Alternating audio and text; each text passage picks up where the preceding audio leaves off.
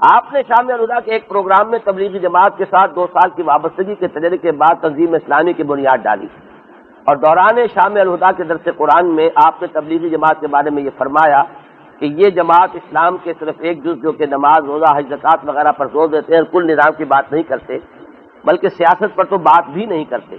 نیز آپ نے یہ بھی فرمایا تھا کہ انہوں نے دین کو پھاڑ دیا، اور اس ضمن میں ایک حدیث بھی بیان کی جس میں اللہ تعالیٰ نے جبرائیل کو حکم دیا تھا کہ کیا فلاں بستی کو الٹ دو۔ لیکن اب آپ کے پروگرامات میں آپ یہ فرماتے ہیں کہ یہ بھی کرنے کا ایک کام ہے۔ ماضی اور حال کے اس بیان نے مجھے الجھن میں ڈال دیا ہے۔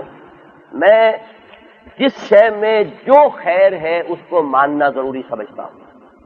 ہماری عادت یہ ہو گئی ہے، اور آپ کی تحریر سے معلوم ہوتا ہے کہ آپ بھی اسی عادت میں مبتلا ہیں، اس عادت سے کسی طرح چھٹکارا حاصل کیجیے۔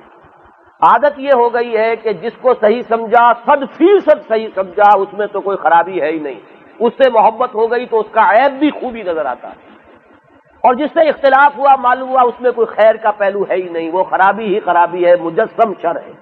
حالانکہ در حقیقت اس دور میں ہمارے ہاں جو چیزیں اشخاص ملیں گے یا جماعتیں ملیں گی، کوئی پہلو اچھائی کا ہے، کوئی پہلو کمی کا ہے۔ اچھائی کے پہلو کو بھی سمجھیے، کمی کے پہلو کو بھی سمجھیے۔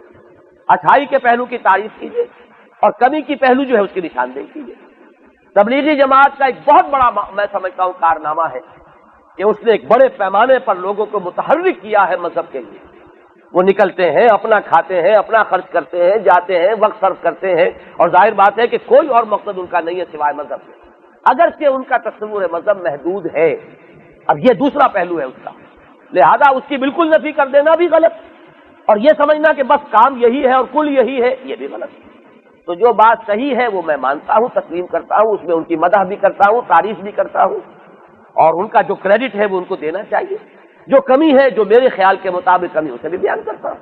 تو ان دونوں چیزوں میں کوئی تضاد نہیں ہے۔ تضاد در حقیقت ہمارے اس طرز عمل میں حضور کی حدیث ہے، حب کا شیء یعمی کا ویسم، تمہارا کسی سے محبت کرنا تمہیں اندھا بہرا بنا دیتا ہے۔ جس سے محبت ہو گئی اس کا کوئی عیب نظر نہیں آئے گا، اب عیب کو بھی آپ خوبی سمجھیں گے، یقیناً اس میں بھی کوئی خوبی کا پہلو ہے، اس لیے کہ آپ کو اس سے محبت ہے، اور جس سے نفرت ہو گئی اس میں کوئی خوبی نظر نہیں آئی۔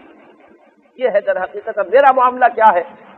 مولانا مدنی رحمت اللہ علیہ کے سیاسی موقف سے مجھے اختلاف، لیکن ان کے ذاتی کردار، ان کا مجاہدانہ کردار، ان کا تقوی، ان کا تدین، میں یہ سمجھتا ہوں کہ اس دور کے جتنے لوگ تھے ان میں بہت نمایاں شخص تھے مولانا حسین المدنی رحمت اللہ علیہ، لیکن سیاسی معاملے سے مجھے اختلاف۔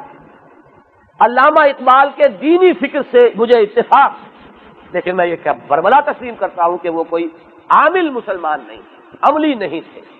نماز روزے کی جو پابندی ہونی چاہیے وہ بھی اس درجے کی موجود نہیں تھی کہ جو عام مسلمان میں ہونی چاہیے۔ یہ معاملہ اپنی جگہ پر ہے۔ آخری دن بھی ان کی شیو ہوئی ہے، زندگی کا آخری دن جو ہے، آخری صبح، اس میں بھی شیو ہوئی ہے۔ عشق رسول اپنی جگہ پر ہے اور عمل ان کا یہ ہے۔ تو میں ان کے فکر کی تعریف کرتا ہوں، لیکن یہ کہ ان کے عمل کو میں نے کبھی ثبوت نہیں بنایا کہ چونکہ وہ شیو کرتے تھے لہذا اب وہ سنت رسول جو ہے اس کو چھوڑ کر اور سنت علامہ اقبال ہمیں اختیار کر لینی چاہیے، معاذ اللہ، یہ نہیں۔ تو ہمیں اس دور میں غنیمت سمجھنا چاہیے۔ میں نے ایک مرتبہ بڑی مفصل تقریر کی تھی، ایک ہوتا ہے علم، ایک ہوتا ہے فکر، ایک ہے ذکر، ایک ہے عمل، 4 گوشے ہمارے دین سے۔ یہ چاروں چیزیں کسی میں آپ کو یکجا اس دور میں مشکل ہے کہ نظر آئے۔ کسی کے ہاں عمل بہت اونچا ہے، علم بہت کم ہے بیچارے کا۔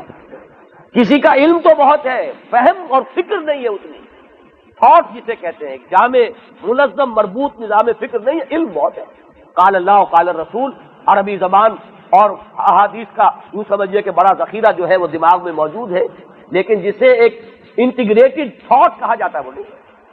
کسی کے ہاں ذکر ہے، فکر نہیں ہے، کسی کے ہاں علم ہے، عمل نہیں ہے، فکر ہے، عمل نہیں۔ تو جو بھی کچھ ہے اس کو مانیے، اور جو کمی ہے اس کا بھی اعتراف کیجیے، اور اپنی طرف سے کوشش کیجیے کہ ہم جہاں جہاں سے خیر ہے وہ لے لیں۔ خذ ما صفا دا ما قدر، جہاں جو چیز اچھی ہے لے لیں، جو خرابی ہے اس کو ترک کر لیں۔